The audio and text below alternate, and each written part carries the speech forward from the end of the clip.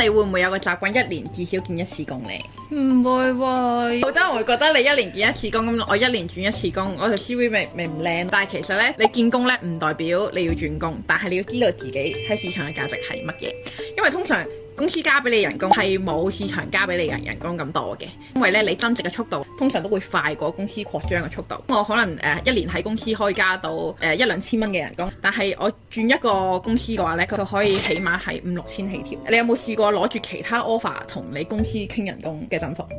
未試過。通常都唔一定會成功嘅。咁因為咧你老細通常都會好嬲啦，喂，你咁值錢，你咪走咯。咁你知唔知點解個老細寧願你走都唔肯加人工俾你？但係其他公司又肯出呢個人工去請呢個年資嘅人，其實係因為佢公司呢，佢冇呢個需求。